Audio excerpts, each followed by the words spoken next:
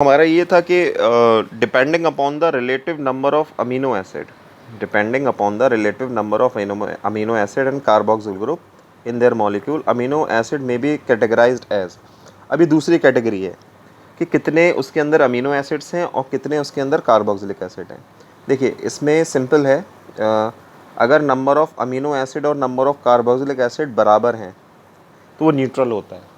जाहिर सी बात है, जितना बेसिक ग्रुप है उतना ही एसिडिक ग्रुप है, तो वो न्यूट्रल हो गया। अगर नंबर ऑफ कार्बोक्सिलिक ग्रुप ज़्यादा है, यानी एक ही मॉलिक्यूल के अंदर मान लीजिए 2 कार्बोक्सिलिक ग्रुप है, एक अमीनो ग्रुप है, the number of carboxylic acid group is more than amino group, तो वो एसिडिक नेचर का होगा। Third one is basic. तो बेसिक में क्या होता है, आपका जो अमाइन ग्रुप होता है, NH2 ग्रुप होता है, वो ज़्यादा होता है in comparison to COH group. एक ही मॉलिक्यूल के अंदर अगर अमीनो ग्रुप ज़्यादा हैं, अमाइन ग्रुप ज़्यादा हैं in comparison to carboxylic group, so it is called basic amino acid.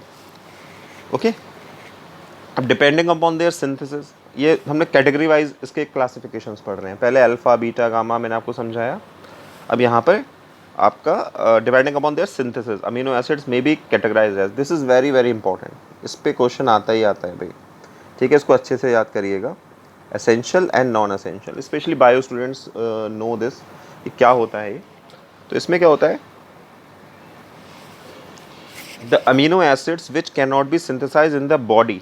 Usually होता क्या है कि जो अमीनो एसिड्स होते हैं हमारी बॉडी के अंदर सिंथेसाइज होते हैं, हमारी बॉडी खुद वो अमीनो एसिड्स को बना लेती है, हमारी बॉडी के अंदर प्रोटीन प्रोड्यूस होते हैं, तो उसके लिए जो अमीनो एसिड्स होते हैं हमें डाइट की ज़रूरत नहीं पड़ती।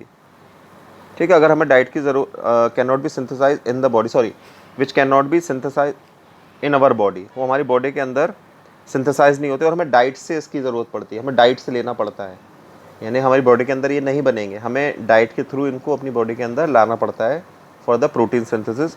इस तरह के अमीनो एसिड्स को आप एसेंशियल अमीनो एसिड्स कहते हैं। जैसे आपका इसमें एग्जाम्पल पूछी जाती हैं भाई, valine, leucine, these are essential amino acids. और नॉन एसेंशियल में क्या होता है, जो हमारी बॉडी के अंदर सिंथेसाइज्ड होते हैं, यानी हमें इन्हें ज़रूरत नहीं है, वैसे बाहर भी मिल जाएंगे, कोई डाइट लेते हैं उसके अंदर ये मिल जाता है, मीट वगैरह, आप एग वगैरह लेते हैं उसके अंदर भी प्रेजेंट होता है, लेकिन हमें इसकी ज़रूरत नहीं पड़ती कि हमारी बॉडी के अंदर ही सिंथेसाइज्ड हो जाते हैं। तो these are non essential amino acid, for example glycine and alanine.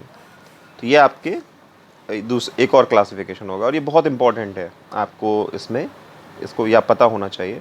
अब ज़्यूटराइन के बारे में बात करते हैं। जैसे मैंने आपको बोला कि ये टॉपिक्स हम कवर करेंगे। ज़्यूटराइन को देखिए, amino acids contains both acidic, basic acidic group. Acidic में आपका हो जाएगा कार्बोक्सिल ग्रुप और amino groups in the such molecule. In aqueous solution the carboxylic group loses A proton which is accepted by amine group. ठीक है, तो होता क्या है, कार्बोक्सिल ग्रुप से जो H+ आयन होता है, देखिए यहाँ पर जो H था, सॉरी इसको बनाते हैं, ये जो H था जो COH में लगा होता है वो इधर मूव कर जाता है। NH2 था इधर साइड, तो NH3+ हो जाएगा और CO- हो जाता है।